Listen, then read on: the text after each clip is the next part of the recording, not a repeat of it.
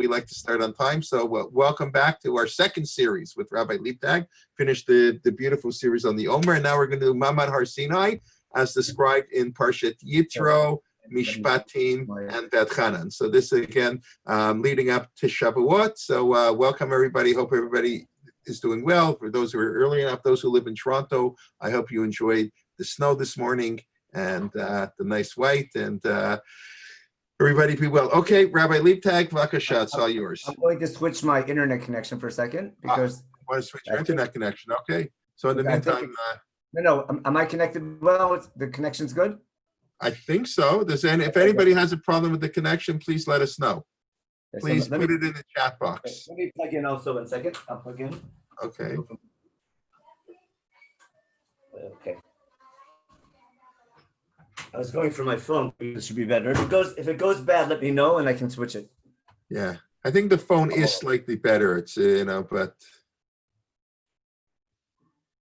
Okay, now we're good. Yeah.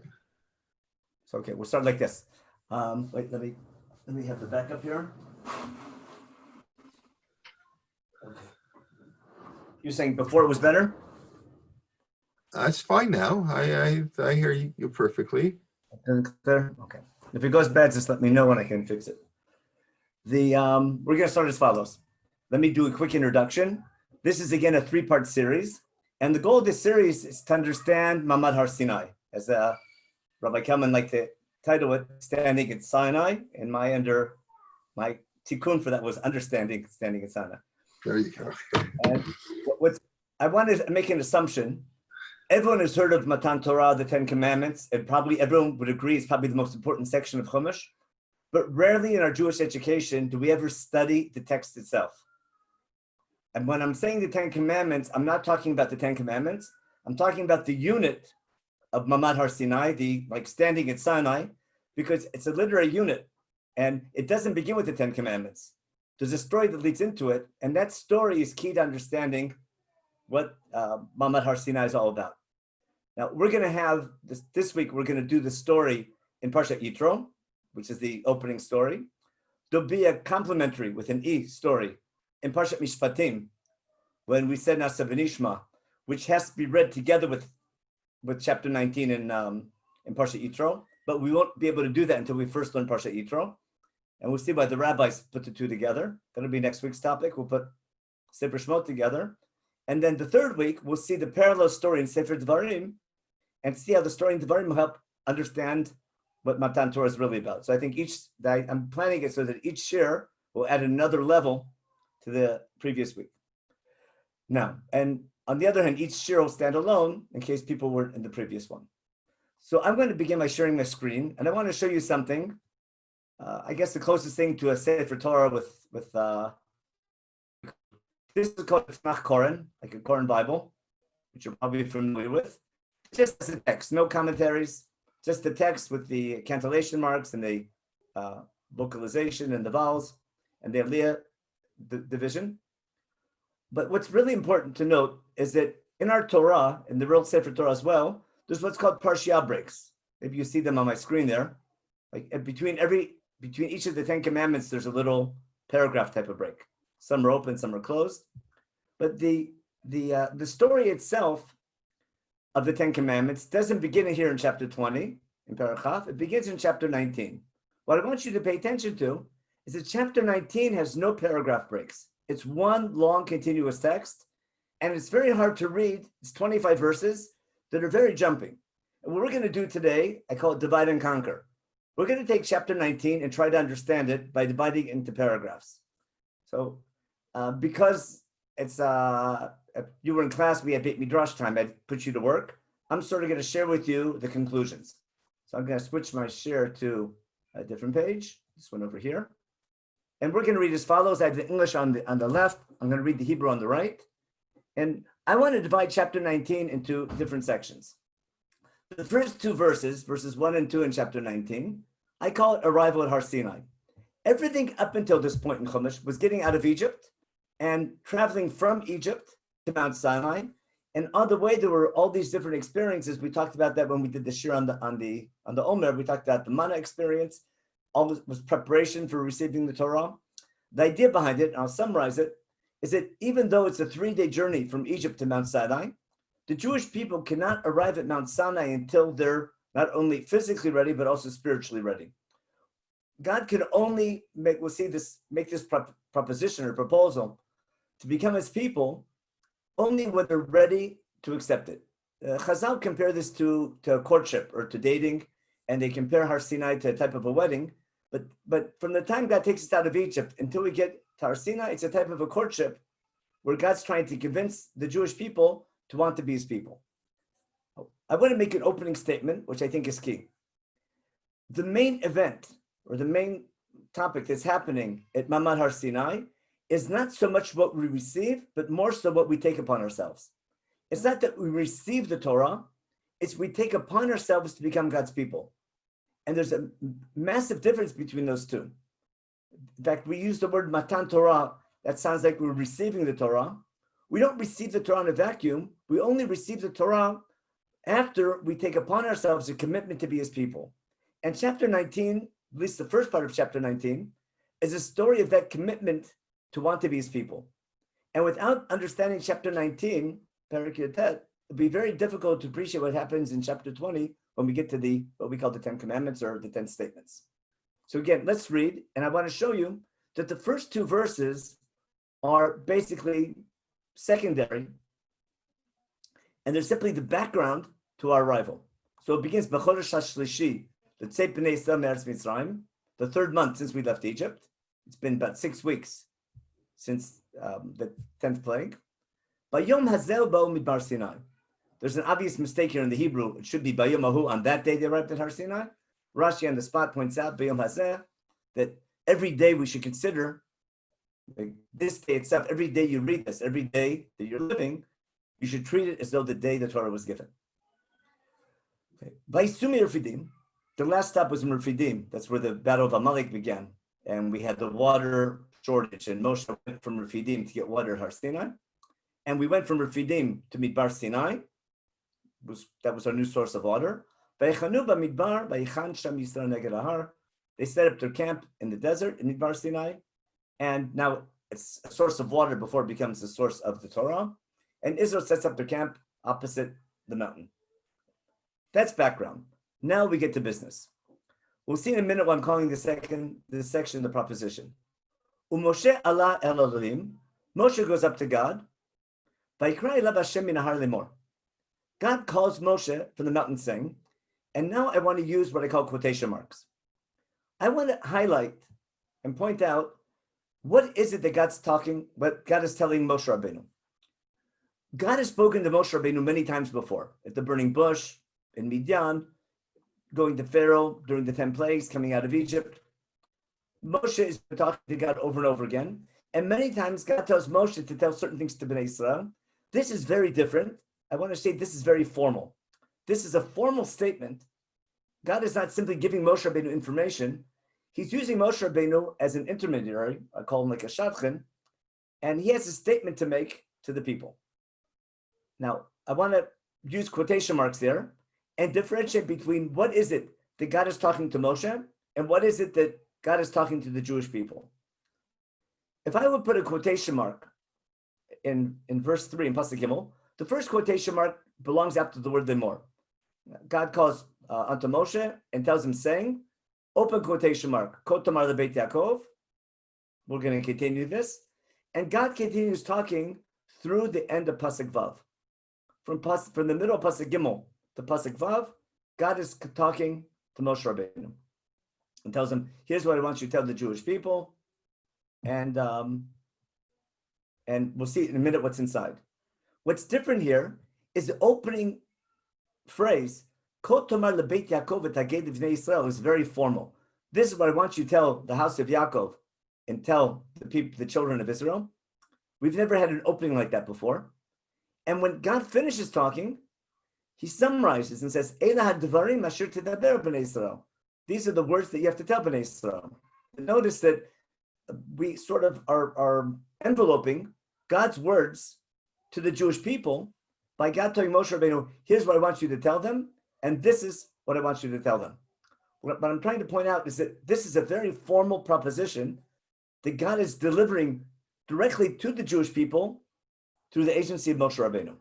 And I want to show you from Pasuk Daled to the middle of Pasuk Vav, God is actually talking directly to the Jewish people. Pay attention to the first person. Here's what God is saying to Am Yisrael, and we'll differentiate between verse 4 and verse 5 and 6. Pasuk Daled. Atem ritem asher asiti Mitzrayim. You've seen what I did to Egypt. I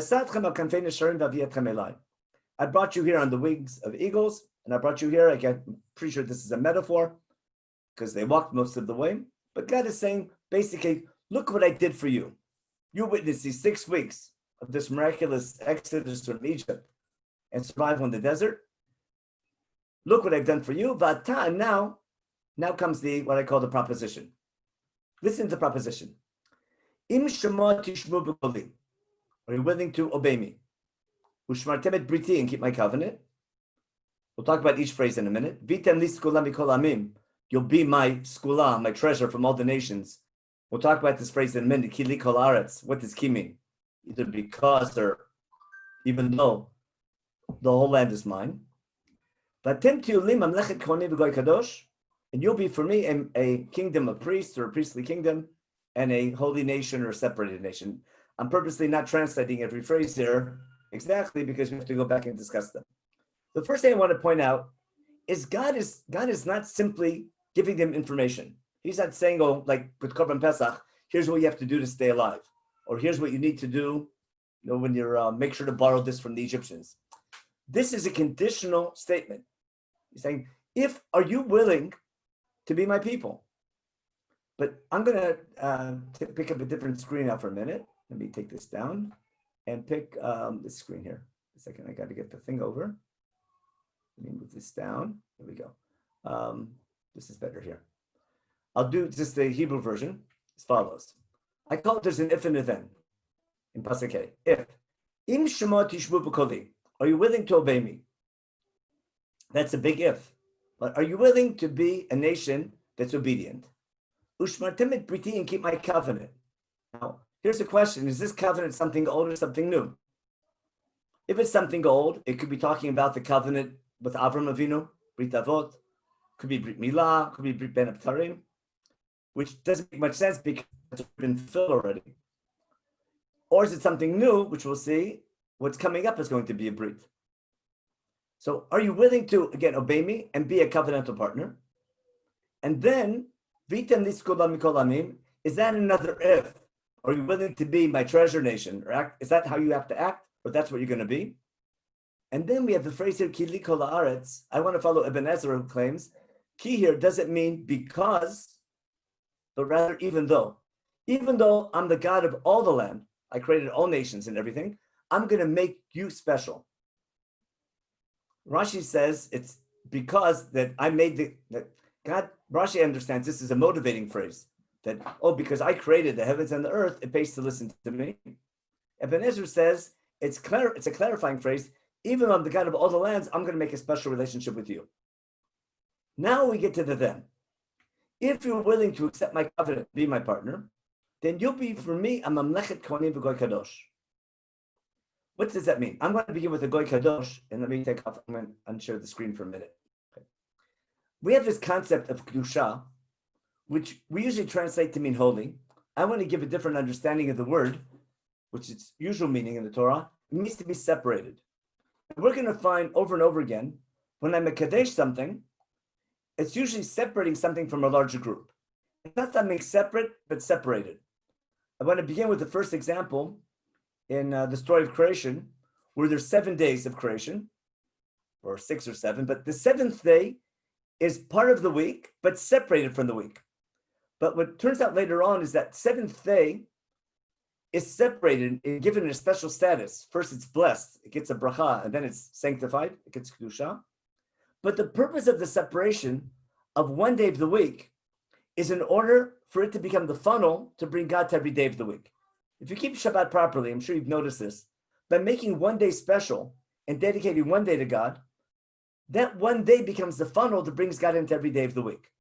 There's a famous philosophical question: what's the goal of the week? Is the goal of the week to get to Shabbat, or the goal of Shabbat is to make the week meaningful? Of course, it's a sort of a symbiotic relationship. But here, we're going to have the same idea. But again, I want to review. In the Kedusha, the realm of time, we separate one day of the week and give it a special status. But the ultimate purpose of that separation is for the sake of the group that is separated from. We're going to find later on, we have 12 tribes of Israel. God is going to separate the tribe of Levi. First, he'll separate the firstborn. Later, he'll transfer that, separating the tribe of Levi. That's called Kedusha. But the purpose of separating one of the 12 tribes is not to make them totally separate from the other tribes. They're separated from them, but the purpose of that separation is for the sake of the other 11 tribes. They're going to become the officials at the temple. They're going to carry the Mishkan. They're going to teach the Torah. They're going to be judges and educators. Separating one group of people from a larger group of people and elevating them or giving them a special responsibility in their relationship with God is for the ultimate purpose of bringing God back to the group that they were separated from. And therefore, I'll take the same concept when it comes to a mikdash, when it comes to a mishkan or a mikdash or a shul. If I take one area called Kedushat Makom and give that area special status, that's what basically Sefer Vayikra is all about. The first half of Vayikra is talking about God's Shekhinah is in the Mishkan, and therefore you can come and visit God. But because God's Shekhinah is in the Mishkan, that Kedusha of God emanates from the Mishkan and has an effect on the entire land. Because there's Shekhinah in the Mishkan, therefore Kedoshim to you, even outside the Mishkan. If God's presence is there, okay, I'm going to switch my connection now. I was afraid of that. I'm going to take a quick break and switch to a different connection. Let me undo this.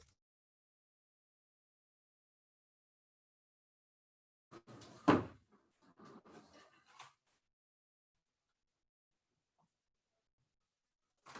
this should be good now. Hold on for 1 second.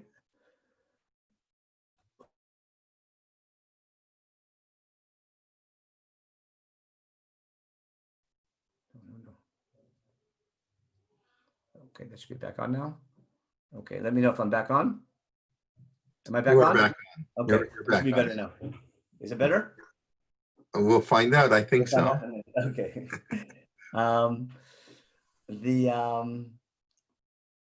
So that's the idea of Kedusha, when something's separated from a larger group. So if you catch on where we're going, if God is going to separate one nation from all the other nations, that's why I'm making such a big deal about Ebenezer saying, God saying, even though I'm the God of all the land, I'm making you special.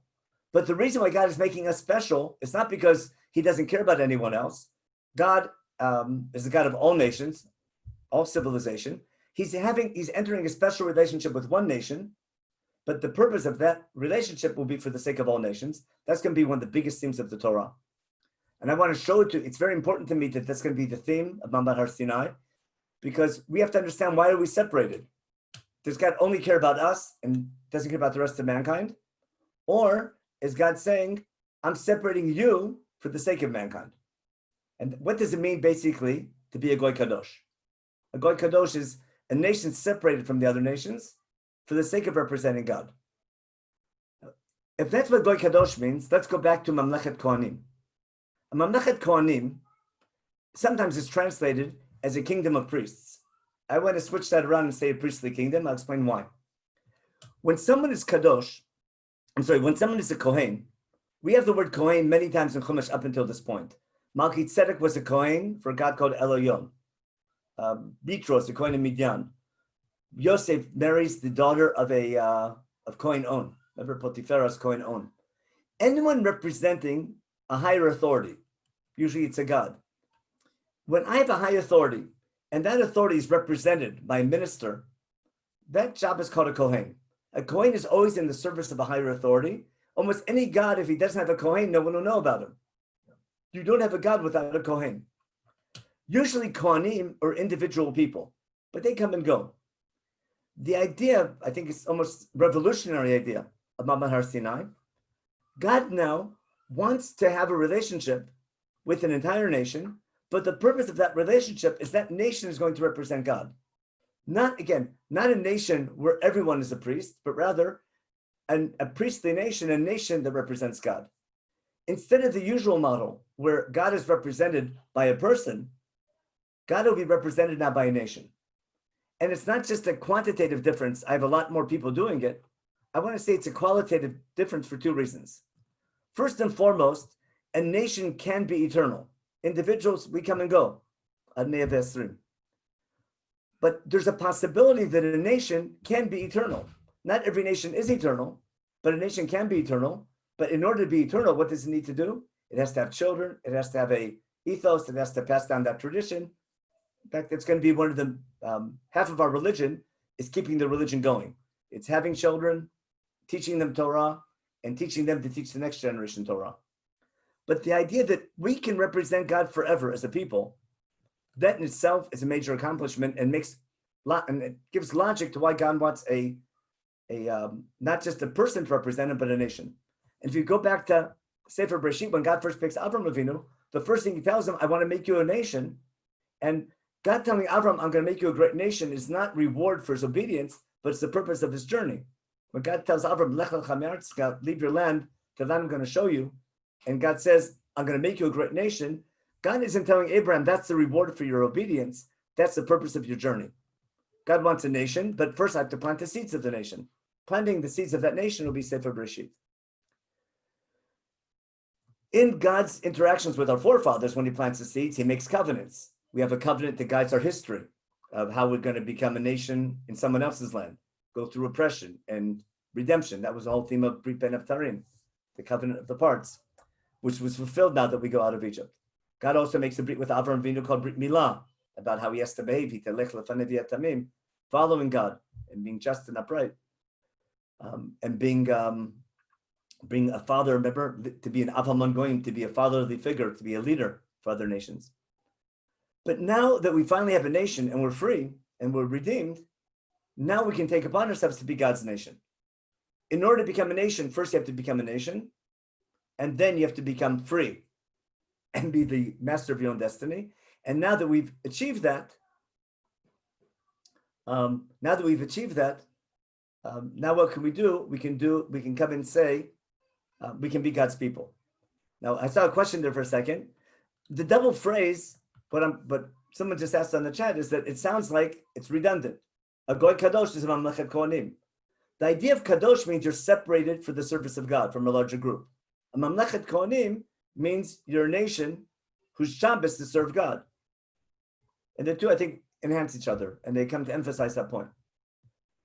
Why am I saying this is a proposition? A, because we learned this in school, that there's a beautiful midrash that God said, if you don't accept this proposition, I'm going to take this mountain and hold it over your head, which implies that we had no choice, but it really implies that we did have a choice.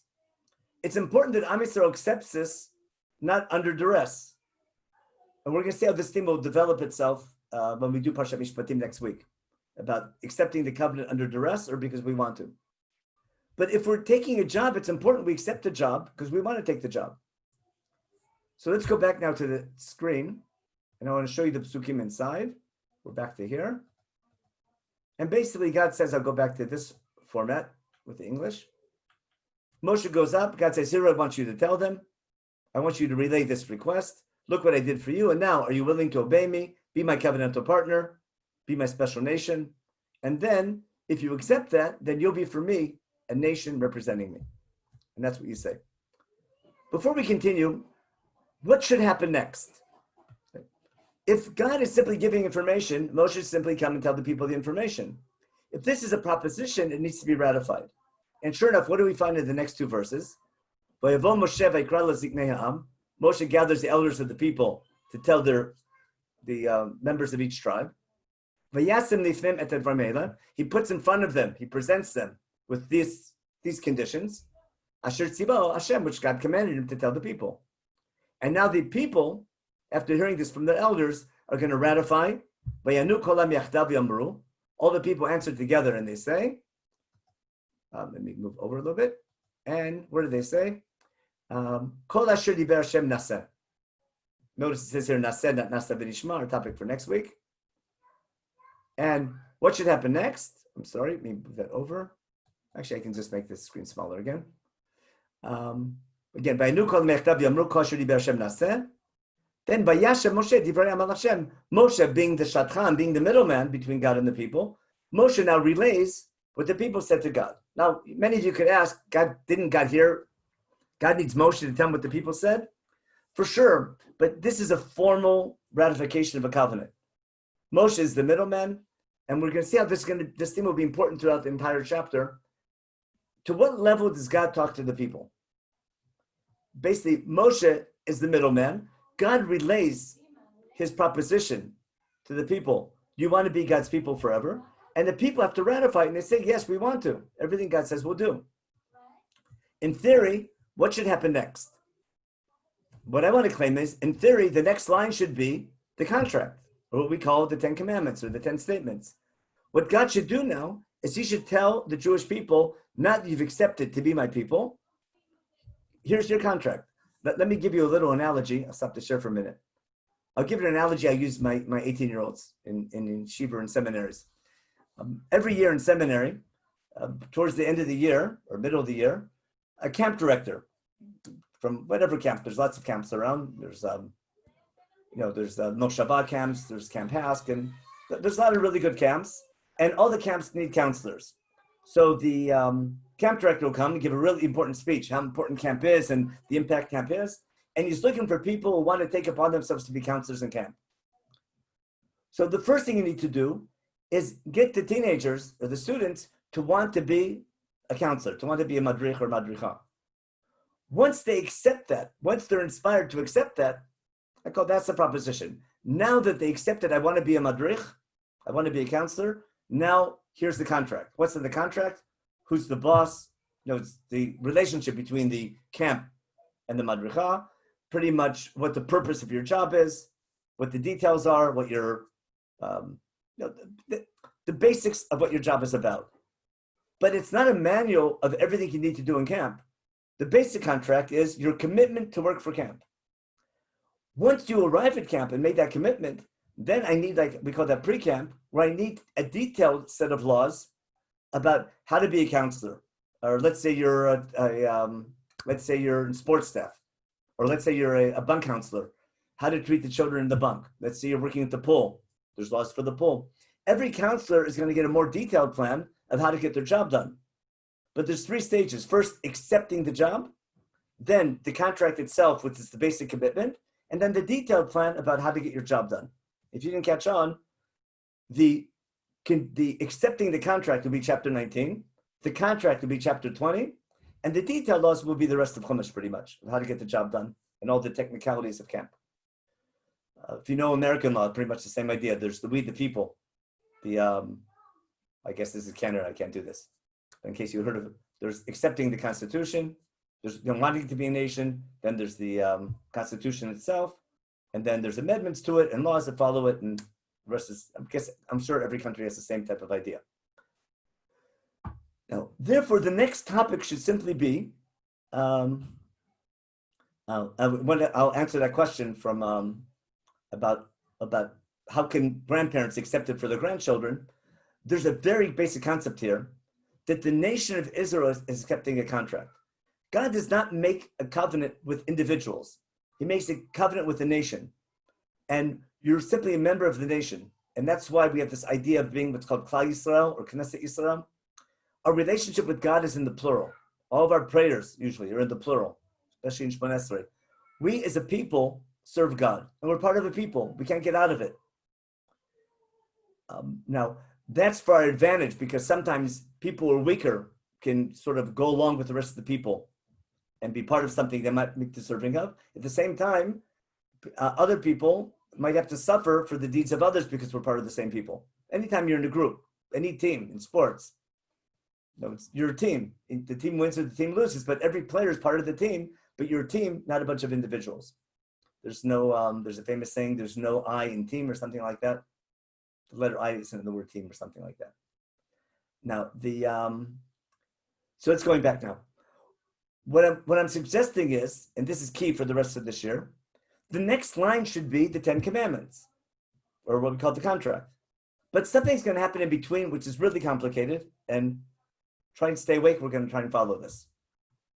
Let's go back to the screen and see what happens next. I'm assuming the next thing should be God talking to the Jewish people and telling them the 10 Commandments. Pasuk Tet. Vayomer Hashem el Moshe. God tells Moshe as follows, I'm going to come to you in the thickness of a cloud. Why? God is telling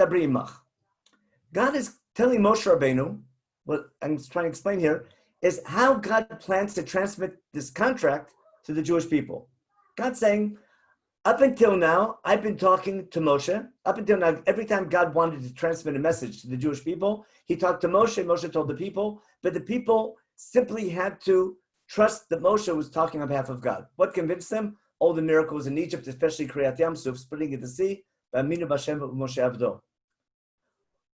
there's a difference between hearing something from Moshe, from God, or hearing God directly. So God has a plan now to sort of mediate and talk to the people through Moshe in a more direct manner. What's God say?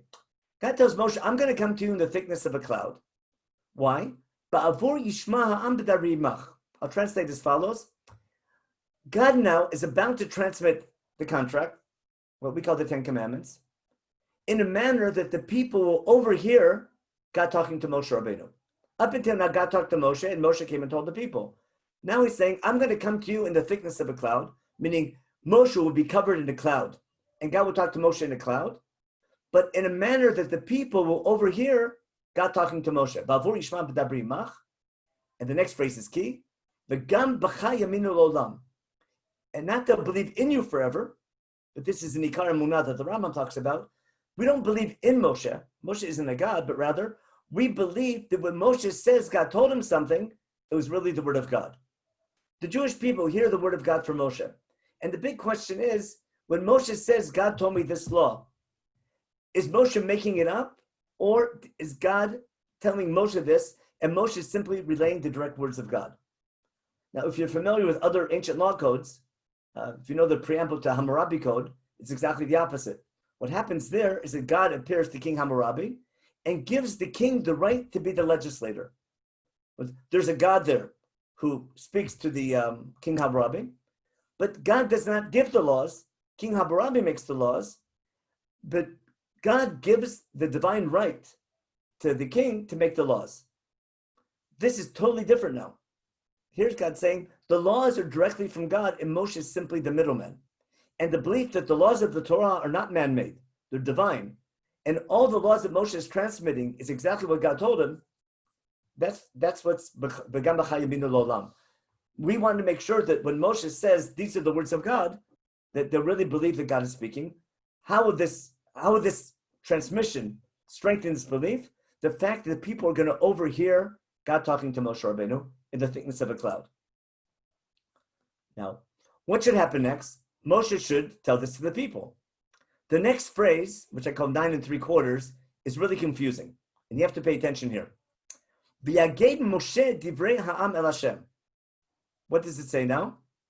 Moshe told the words of the people to God. I hope everyone notices what's the problem here. I'm going to stop the screen for a minute.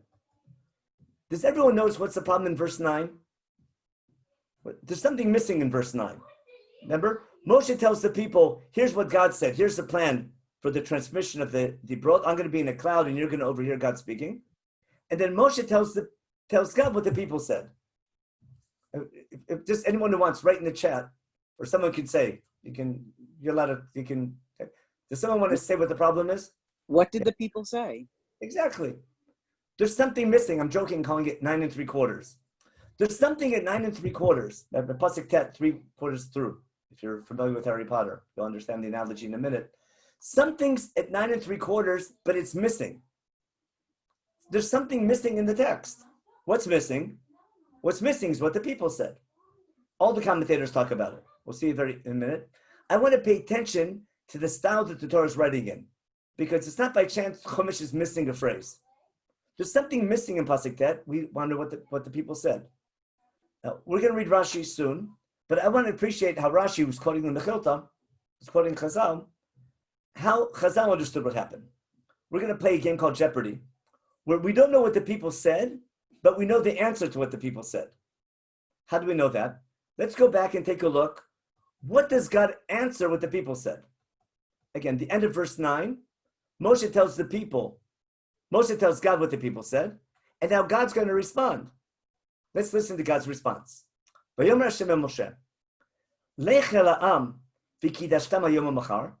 Go to the people and get them ready. Here means to have them separate, to get themselves ready for this big event, today and tomorrow. V'chipsu similtam. We call this like Erev Shabbos, washing up, getting ready. V'yu nechonim b'yom hashlishi. Be prepared for day 3. Why? Ki b'yom hashlishi yered Hashem le'nei kol ha'am al har Sinai. What will happen on day 3? God is going to come down in front of the eyes of the entire nation on Mount Sinai. The rabbis deduce from here, again, playing what we call Jeopardy, is that if this is God's answer, this must be in response to what the people said. If God is saying 3 days preparation, and after 3 days, God is going to come down in front of the eyes of the people, what's missing now is the cloud. And basically, we'll see Rashi in a minute, Rashi's going to say that what did the people ask for? They didn't want Moshe to be the middleman. They didn't want to overhear God talking to Moshe Rabbeinu. They want to hear God himself. I'll show you Rashi on the spot. Rashi on this verse. Divrei Am, Shuva al davar zeh. Moshe told God the response about this point about coming to God, overhearing God talking to Moshe in the thickness of a cloud. Shemati mihem, Moshe tells God, I heard from the people, sheritzonam lishmo mimcha. They want to hear from you directly. I can't compare hearing the words of God from a shaliach, from a messenger, as opposed to hearing it from the king himself, or the second opinion in the Mechilta, which is the same idea, we want to see God himself. What the people, what Rashi understands, based on this answer that God gives, is that people are not happy, or they're not content with God's original plan, that Moshe be the middleman and they simply overhear Moshe in the thickness of a cloud. They want to hear and see God directly. Let's go back to here. Now, if that's the case, I'm going to use these 2 different plans, and we're going to follow this all through the story. It sounds like I'm fishing here a little bit, but we'll see this is going to come. We're going to see this over and over again. What I'm going to refer to as Plan A is that God is going to speak directly to the people through the agency of Moshe, Moshe in a cloud, and the people overhearing. It's a more distant relationship. Now, the people overhear God, and they'll know for sure that God's talking to Moshe, but they won't actually see God. God and Moshe will be in the thickness of a cloud. And they'll just overhear, but not hear everything word for word. The people now are asking for a more direct relationship. Why can't we be like Moshe? We want to hear God directly as well. What's God's answer? You want to do that? Be prepared. Now, due to lack of time, I'll just briefly review what happens from verses 12 to 15. There's simply more examples of preparation. In addition to being 3 days of washing clothes and getting ready, I want you to go to cordon off the mountain. And no one can touch the mountain. For the next 3 days, Mount Sinai is off limits. I compare it to the kitchen before Pesach, or to the living room before Pesach. It's ready for Pesach, don't touch it. No one can touch it. Anyone goes near the mountain, you either throw a stone or shoot it with an arrow. Basically, no touching the mountain, with a punishment of death if you touch it. And then the end of Pasuk at Gimel is strange. Yovel here means a long shofar blowing. We learned that from this week's parsha, in Parshat Bahar, in the 50th year, in the Yovel year, Lavarta Shofar Torah, you blow the long shofar blowing. And throughout Tanakh and also in Sefer Yeshua, Yovel is the sound of a shofar blowing. So then they say that the mountain is off limits for 3 days. When I hear a long shofar blowing, then it's okay to go up the mountain. And there's a massive argument among the commentators. Is this shofar blowing the opening buzzer or the closing buzzer? Is it permitted to go up the mountain to receive the Torah? When you hear the long shofar blowing, that's a sign that now you can all go up the mountain and encounter God and hear God directly. Or is the entire time of the theophany of God speaking, everyone has to be away from the mountain, and only when it's over, when God finishes telling the Dibrot, and God leaves the meeting, then it's okay to go up the mountain. And that's a big question. Basically, how close are we going to be to God on the mountain? I think the simple reading is, and we'll see, I'll try to prove it from Sefer Dvarim, that the long shofar blowing is an indicator it's time to go up and meet God. I think it makes more sense. It's the opening buzzer and not the closing buzzer, because these are 3 days of preparation. Then Moshe comes down and tells the people to be ready and close, and also other laws about preparation for Har Sinai. Again, I'm doing that quickly because we have to get to verse 16. There's 3 days of preparation, better known nowadays as Shlosh Timei Hagbala. We don't say Tachnun those 3 days. The 3 days before Chag HaShavuot are because of these psukim. Now it's day 3, and on this day, the Jewish people should meet God and hear the contract. And hear God speak to them directly and tell them what their job is about. It's day 3 in the morning. There's kolot uvrakim v'anan kaved al har. There's thunder and lightning and a heavy smoke. V'kol shafar chazak ma'od. V'yacharat kol ha'am asher b'machaneh. What happened? Everyone is scared, and they're all back in the camp. Now, we have because of that verse, we have a beautiful custom. What was supposed to happen on day 3? We were supposed to be at the foot of the mountain, ready to encounter God. And we finally have this long shofar blowing, we'll see in a minute. And instead of being at the mountain ready to meet God, the people get all scared, and they go back to the camp. We have a custom, Shavuos night, to stay up all night because of this pasuk. Everyone knows that the custom, staying up Shavuos night, about we overslept that morning. It's all based on this verse that we just read. Something went wrong. Instead of being eager and ready to go and meet God, at the last minute, on day 3 in the morning, when God was supposed to meet them and God's all ready to meet them, the people run back to the camp. Well, what should Moshe do? Well, Moshe says, you asked for this direct connection, come back. And listen what God does. Let's go back now and read what happened. What happened now in Pasuk Yud Zayin? Vayotzei Moshe ta'am likrat Elohim. Moshe takes the people from the camp, mina machaneh, vayitzvu b'tachlit har. Moshe brings it back. You asked for this speaker. You asked to meet God. Come back now to the bottom of the tent, to the bottom of the mountain, to meet God. And we're going to start over again. So Moshe brings the people from the camp back to the mountain. And now we're about to start again. The mountain is smoking because God came down on the mountain with fire. And remember, there's smoke, there's fire. Har Sinai is filming with smoke and fire, very scary, and all the people were scared. Just a little side, because tonight is going to be Lag BaOmer. So the whole theme of fire in Lag BaOmer and Har Sinai pretty much begins over here with this idea of God coming down with fire. But not our topic for now. If you learn about Eliyahu and Har Carmel, and that Eliyahu and also on Har Chorev, are related to this idea. Now, what should happen next? The people are the foot of the mountain. God has now come down on the mountain, and now God should meet the people on the mountain and tell them the dibrot. Listen to Pasuk Yotet. Vahi kol hashofar holech v'chazek mod. That sounds like what? That's the Bimshoch HaYovel. There's a long shofar blowing, which means it's time now to go up the mountain. And what happens? Moshe yedaber ve'Elohim yanenu b'kol.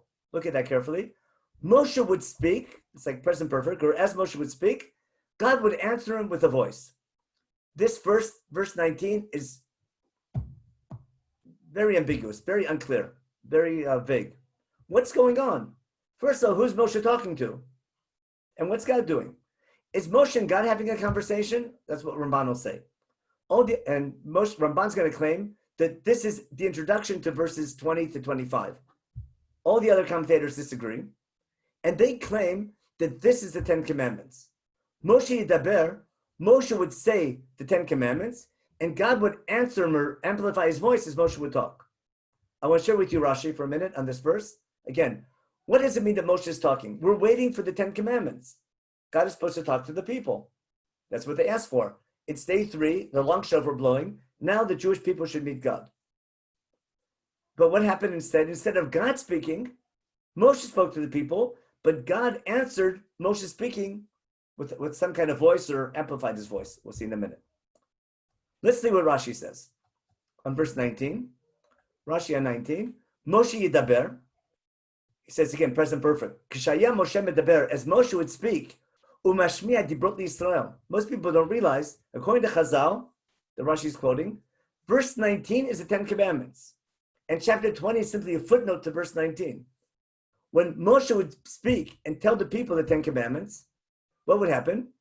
We'll return to this phrase in a minute, because they only heard the first two of the Ten Commandments from Moshe. What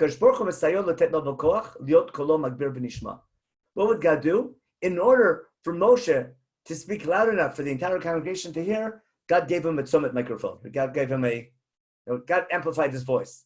So God would amplify Moshe Rabbeinu's voice so that everyone could hear him.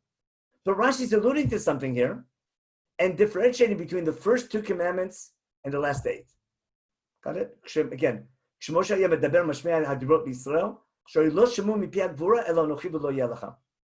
they only heard directly from God the first 2 and not the last 8. And this is talking about the last 8. So let's go back to what we read. I'm sorry. In what I call Revelation. I'm sorry. What happened here? Look again in verse 19. There's a long shofar blowing. According to Rashi, in verse 19, right here, after long shofar blowing, what really happened? God spoke directly the first 2 commandments, Anochi v'lo yelecha, and then Moshe continues with the last 8. And the second half of verse 19 is Moshe would speak and tell the people the last 8, and God would amplify his voice. Do you realize what Rashi just said? What Rashi is saying is mind-boggling. Rashi is claiming that the key event is missing. Just like in verse 9, what was missing? The people's request to hear from God directly. In verse 19, what's happening? The people hear directly from God, but the Torah doesn't tell you. Now, the fancy word in English for this is called obfuscation. And what's happening? The text is simply hiding what really happened for a very strange reason. Let's go back to what we called Plan A and Plan B. Plan A was God's original plan to speak to the people through the agency of Moshe, and Moshe in a cloud, and the people overhearing. The people asked for Plan B, a higher level, directly from God, and God said, okay, you want that? Be ready. When push came to shove, when the third day came, and God's ready to meet the people, and God is ready to speak to them, Plan B directly, the people get scared, we'll see, and go back to Plan A and hear from Moshe, except for the first 2. But if I follow Rashi, which is following Chazal, in chapter 19, there are 2 details which are mysteriously missing or obfuscated. The people's request for Plan B, I can only infer it through a careful read, but it doesn't say so. Remember, in verse 9, the people's request for Plan B was only inferred, but not explicit, but was mysteriously missing from the text. And Plan B happening is totally missing in verse 19, even though, according to Chazal, it happened. Now, the question is going to be, we'll see where this is coming from, but the key question is, why is the text obfuscating it? If it's really true, and Chazal are right, why is the Torah in chapter 19 hiding what happened? Why are we hiding the people's request to hear God directly, Plan B, and Plan B happening? Now, how did they know? I'm sure all of you learned that the first 2 were given directly from God, and the last 8 were from Moshe. What's the source of that? The source of that is very easy. If you go back to the 10 Commandments, if you go back to the 10 Commandments, I'm going to show a different way. Is this on this screen? The 10 Commandments are not on this page. Next page. 19 divided. No, not this one. Oh, I have a better page for that. Here we go. Okay. This is a different page. It's very small, I know, but let me make it bigger. The first column here is chapter 19. I'll send the source sheet out later on. And what we did was in chapter 19, the first section, the first 8 verses was the proposition. You want to be God's people. The next 8 psukim was preparation, 3 days of preparation. And then the next section is what I call revelation. We'll skip what happens next. And verse 19 is unclear, but that's what is happening. Now, when I look at it, according to Rashi and Chazal, verse 19 is the 10 Commandments. And chapter 20 is basically a footnote in telling you what happened back in verse 19. Now, if you look at the 10 Commandments, let me make this bigger here for a minute so you can read them. You have them in your Chumash, you know these by heart probably. God says the following words to God. God says the following. And the first two, or the first 5 psukim of the Ten Commandments, are in first person. God is speaking directly. Anochi Hashem Elokecha. I'm the Lord your God. You can't have any other gods al panai, in front of me. And why? Don't bow down to him. Ki anochi Hashem Elecha Elkanah. I'm Hashem your God, a zealous God. Okay, now everything here is in first person. In contrast, when you get to the third commandment, Lo tisad Shem Hashem Elokecha Lashav, that's in third person. It's an obvious difference, and same thing with Shabbat. V'yom hashvi Shabbat Lashem Elokecha. In other words, when I look at the 10 commandments, the first 2 are written in first person. The last 8 are written in third person. What's that imply? First person implies God talking directly to the people, which was, we call that plan B. That's a direct meeting between God and the people. And afterwards, what happens? Third person would imply Moshe talking on behalf of God. If Moshe is relaying God's words to the people, he can say, Lo tisad Shem Hashem Elokecha. Don't mention God's name in vain. Where God talking directly would say, I am your boss. I'm the Lord your God who took you out of Egypt. Don't serve any other gods instead of me. Therefore, first person reflects plan B, God being them directly. And third person would reflect plan A. So the fact that there's a change in the middle of the Dibrot from plan A to from plan B back to plan A, that indicates something happened in between. But you see those 2 plans that we had in chapter 19 happening in the 10 commandments. Now, if that's true, if what Chazal was saying is true, what's missing then in the 10 commandments? Someone tell me. What's missing in the 10 commandments now if we switch from first person to third person in the middle of the 10 commandments? The Ber Moshe. Yeah. I need to know why the change of plan. Later I have to figure out why is verse 19 hiding all this. But I need to know what happened. Why is it that after the first 2 commandments, God stops talking directly to the people and speaks through Moshe instead? Or basically, what story am I missing? I'm missing the story, which must have happened, where the people say, we don't want to hear directly from God, we want to hear from you. Now, let me show you a source of that story. It's really easy. It's the last aliyah on Shavuos morning. Let's go back to our screen, and we'll go back to our Chumash. Let's go back to our Chumash. A second, here we are, PDF file, and Shmot. There we go. Shmot 19. I'm sorry, that's finished over here. We have to go back to chapter 20. Let me go back to a Chumash now. I'm sorry. I thought I had another page here, but I don't. Shmot 19 divided. Oh, this one here. Here we go. My mistake. But that's the theme of the Bible. Okay, that's Rashi on the plan. Okay, let me go back to, oh, here are the cutouts. I'm sorry. My mistake.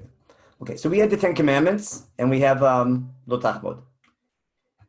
After the 10 commandments are over, I'll put this up on a screen in a minute. Oh, I'm sorry about that. Let me move this over. Here we go. We have the following story after the 10 commandments. The people hear and see all these loud noises and the fire and the shofar blowing and the mountain all full of smoke. The people see this and become fearful, and they move and they stand at a distance. Moshe, listen carefully. What did they tell Moshe? Moshe, you speak to us and we'll listen. We don't want God to speak to us because we might die. We can stop here. That's enough for now. Let me explain what happened. In Chumash, as soon as the 10 commandments are over, we have the following story. The people are terribly scared. They see all this theatrics and this smoke and this noise and everything. And they beg Moshe Rabbeinu, we do not want to hear directly from God. We want to hear from you. They get scared. And they beg Moshe, we want to go back to the original plan. We want to hear from you. We don't want to hear directly from God. This is exactly the story that we're missing. You know what the rabbis tell us? The rabbis tell us that this little story happened between commandment 2 and 3. That's the Chizkuni. Let me show you quickly. The Chizkuni on these verses. That's what I wanted before. The Chizkuni quotes Chazal. This verse is after the Ten Commandments are over. The people see all the theatrics. Okay, from here until later in Parshat Mishpatim, until the end of Parshat Yitro, Dino liot nichtav achrei u'l'shomei mitzvotai. This story really belongs where? After the second commandment. That's the last word of the second commandment. Ela shelo ratzah lafsik ben hadibrot. But what? Chumash did not want to break up the dibrot, meaning the Ten Commandments is a unit. It's a contract. And even though in real life, what really happened between Commandment 2 and wait, I didn't share my screen before, did I?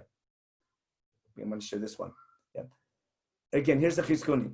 He says, all this should have been written after the Shomei Mitzvotai, after, in keeping my laws, but HaKadosh Baruch Hu did, but Chumash did not want to break up the Dibrot in the middle. What Chizkuni is basically saying is that, let me make this smaller now, which is the basic opinion in Chazal, that this story right here, I'm sorry, here we go. That this story here, what I call H, this fair story, really belongs where? This story here belongs between commandment, the first two commandments and the last 8, between F and G. I take this story here, and I have to move it to here, in between. But because these make a contract, the Ten Commandments, I can break up the story.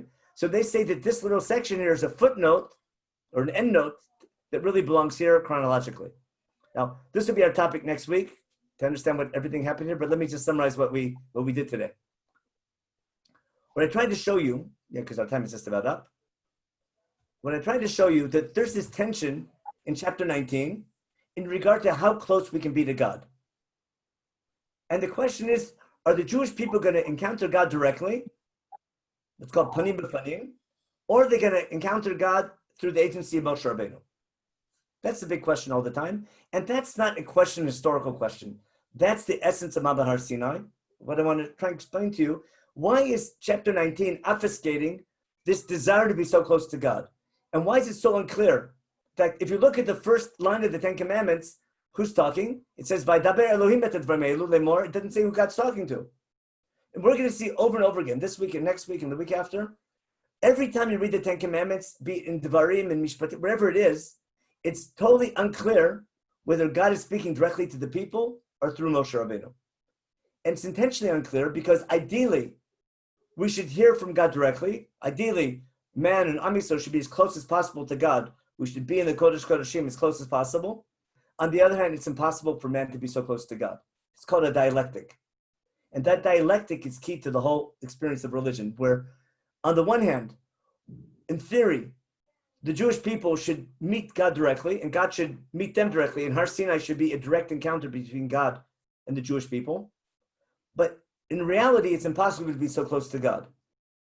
And on the one hand, striving to be that close to God, striving for plan B, but recognizing the human limits of human nature, you can't be that close to God. You need some intermediary, which we call plan A, which is much more realistic. One's realistic, the other's idealistic. There's a tension between them, which remains forever. That tension we're going to see will be the essence of the architecture of the temple, of the Mishkan. Remember in the Mishkan, we directly meet God in the Kodesh Kodeshim, but Am Yisrael can't go any farther than the Mizbech, the Azara outside. And the Kohanim can come close, and only the Kohen Gadol on Yom Kippur can go all the way in.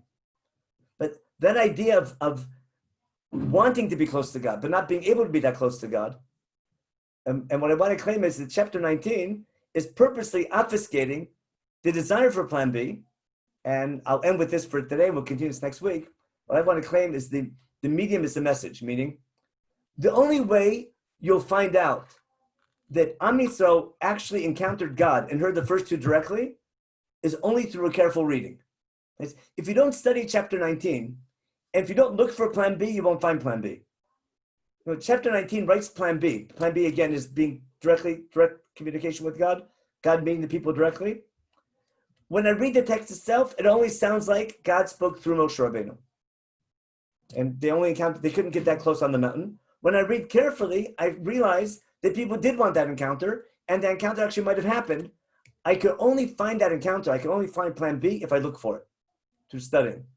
And I want to claim that's exactly the essence of religious experience. If you don't look for God, you won't find him. The closer you search for God, you're able to find him. If you don't look for him, you won't find him. The natural state of man is, how can I get so close to God? And man, in his humility, should know he can't get that close, but on the other hand, wants to strive to be that close.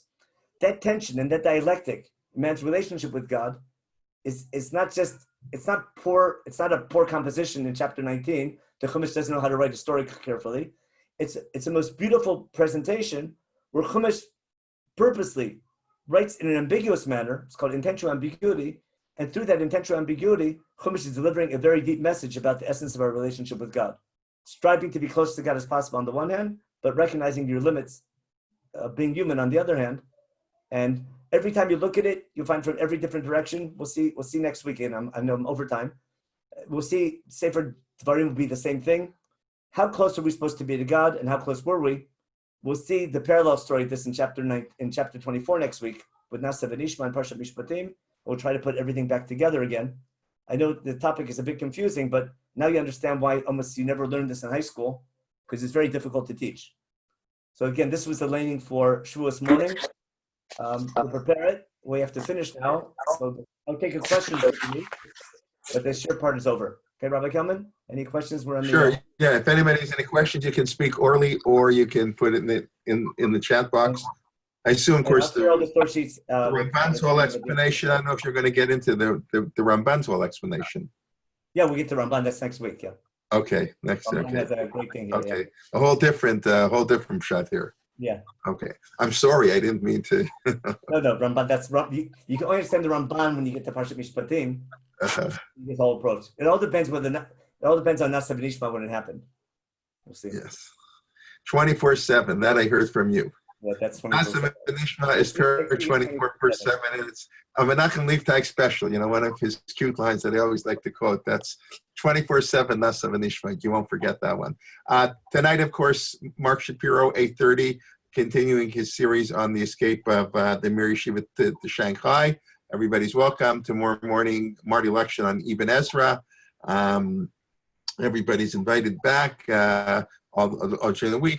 As you all know, I think you get the email right before the class for the login. It's all the same. And please invite all your friends. Let us know any comments or suggestions. We're always looking for new things to do, new learning, more learning opportunities. Welcome everybody to come on board, and thank you. And by now you had any time to ask any questions. I see.